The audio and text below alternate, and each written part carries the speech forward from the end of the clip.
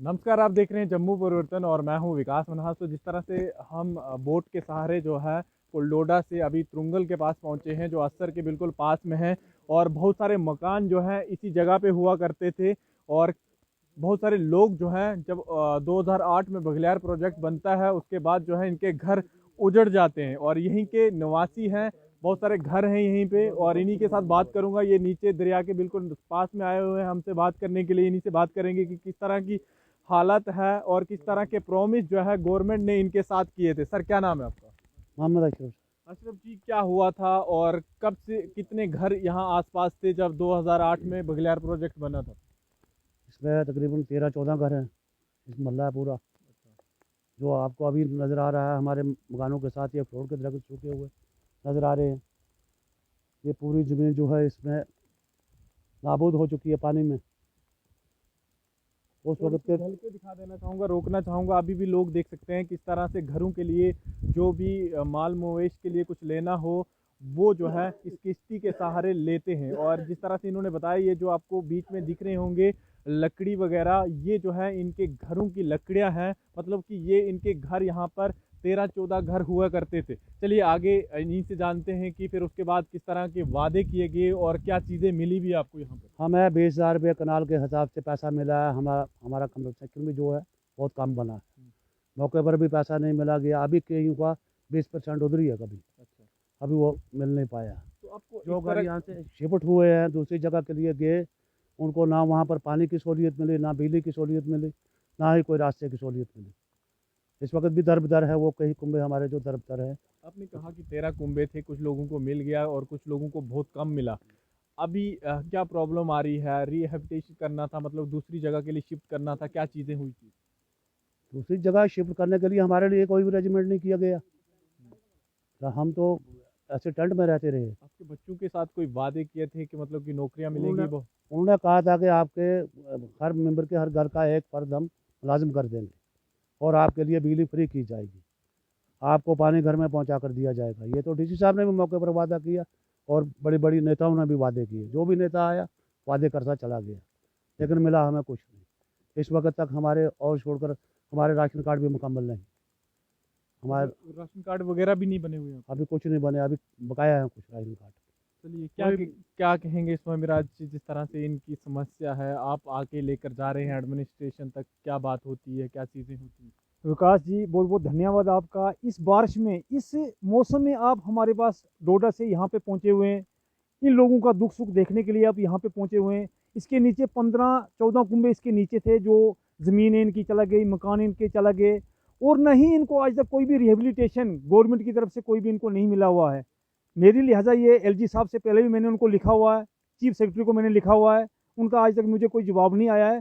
मुझे कोर्ट के द्वारा उन तक पहुँचना पड़े, इन लोगों की रिहेबिलिटेशन जो है कोर्ट के द्वारा दिलानी पड़े, क्योंकि एक पॉलिसी है 2007 में बनी हुई है गवर्नमेंट की तरफ से।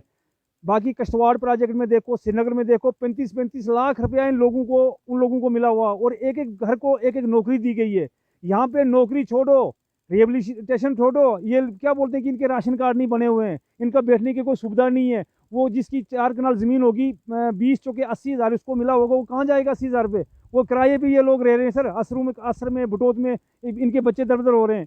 तो मैं लिहाजा यही आपसे भी और माननीय प्रधानमंत्री से, एलजी साहब से, हमारे एडमिनिस्ट्रेशन नए डीसी साहब हमारे डोडा हैं, उनसे मेरी ये अर्ज़ है, मेरी ये गुजारिश है कि इन गरीबों तक इनका ध्यान किया जाए और जो रिहेबिलिटेशन बनती है इनकी, इनको घर उजड़े हैं। कभी जितेंद्र सिंह से जो बात होती है, मतलब कभी बात हुई इस बारे में? क्या कोई उनके पास फाइल पहुंची? क्योंकि बहुत सारे घर उजड़े हैं, जिस तरह से 370 कुंबे पुलडोडा से और बहुत सारे इस रास्ते में भी इतने कुंबे जो हैं उजड़े हुए हैं, मतलब बघलियार तक। सर बघलियार तक कम से कम मैं आपको बताऊं 500 कुंबा उजड़ा हुआ है। 500 कुंबों की ज़मीन गई हुई है, घर से बेघर किया हुआ है।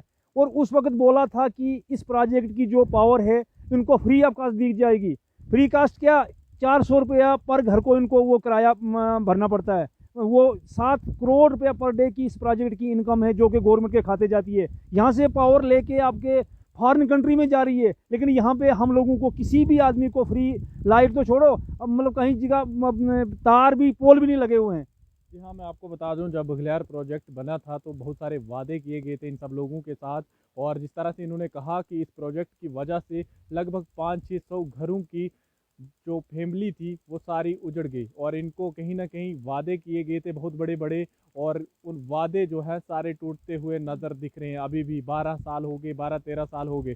चलिए, मुश्ताक भी हैं यहीं पे, ये हमेशा चलते रहते हैं यहीं पे, और एक हिस्सा इनका भी है जहाँ पर पुलडोडा में इनका सर बहुत सारी बिजली पैदा होती है यहाँ से, और बहुत पैसा कमाती है गवर्नमेंट यहीं से। क्या गवर्नमेंट को करना चाहिए था कि मतलब जो लोगों के घर उजड़े थे, क्या उनको ये फ़ायदा मिलना चाहिए था या नहीं मिलना चाहिए?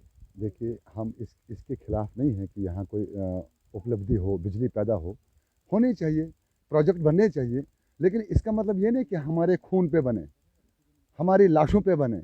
ये एक किस्म का गवर्नमेंट ने पुलडोडा से लेके बटोत तक जितने भी इस डैम में आते हैं, इनकी लाशों पर से उन्होंने अपना प्रोजेक्ट तैयार किया, और ये अच्छी बात नहीं है।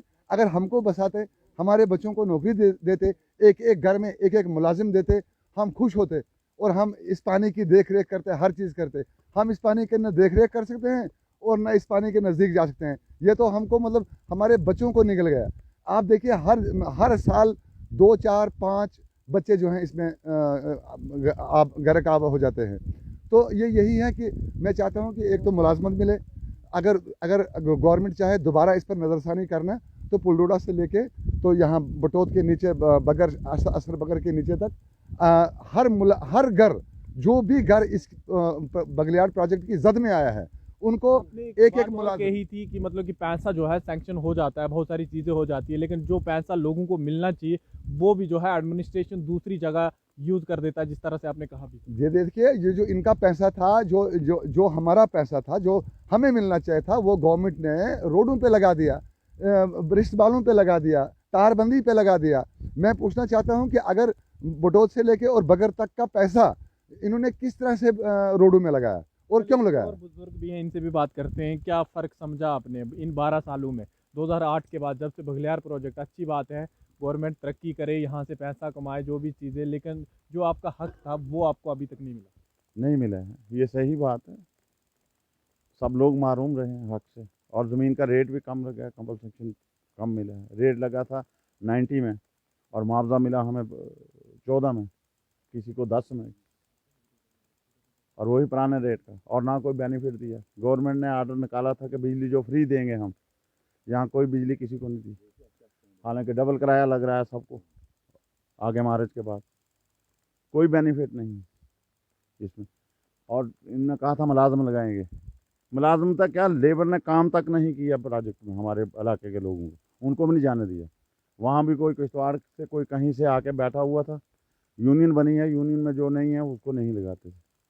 ये तो हालत की है यहाँ, सब लोग महरूम हैं। इलेक्शन में बहुत सारे नेता आपके पास आते होंगे, वादे भी किए होंगे बहुत बड़े बड़े, कि इस तरह के सपने भी दिखाए होंगे आपको। देखें, इलेक्शन में कोई भी मुद्दा नहीं रहा हमारा, इलेक्शन में प्रोजेक्ट का रिलेटेड कोई भी मुद्दा नहीं हुआ। प्रोजेक्ट गवर्नमेंट ने जो वायदे किए थे वो खोखले हैं। कोई नौकरी नहीं मिली, कोई रेट रिवाइज नहीं हुआ, और कंपनसेशन भी कई जगहों पे पूरा नहीं दिया, वो भी अधूरा ही है। जी हाँ, एक उम्मीद थी गवर्नमेंट से, लेकिन वो भी अभी तक 12-13 सालों से टूटी हुई है। लाइफ जैकेट अभी मैंने फिर से बता दूं इसलिए पहनी हुई है। एक बोट में हम पुलडोडा से यहाँ तक आए थे, और बहुत सारे लोग मिले जिन्होंने अपनी दास्तान भी सुनाई कि किस तरह की हालत हमें गुजरना पड़ रहा है आज भी। और उम्मीद कर रहे हैं, जिस तरह से इन्होंने कहा कि इतनी गवर्नमेंट जो है हमारी बहुत सारा पैसा बिजली से यहाँ से कमा रही है, कम से कम हमारा जो हक था वो मिलना चाहिए। आखिर हो क्या रहा है, क्योंकि दरिया चिनाब के साथ में इनके सब लोगों के घर थे और आसपास ये कनेक्ट होते थे, और ये तुरंगल की वो जगह है जहाँ पर 13 घर, जिस तरह से उन्होंने बताया कि वो सारे कुंबे जो है आप भी आज भी बेसब्री से इंतज़ार कर रहे हैं कि कम से कम हमारा कंपनसेशन या ज़मीन का जो भी रेट था वो हमें मिल सके। और नौकरी, जिस तरह से इन्होंने बताया कि नौकरी भी हमारे बच्चों को नहीं मिली। तो फिलहाल देखते रहिए यूं जम्मू परिवर्तन। मैं विकास मन्हास, टोडा।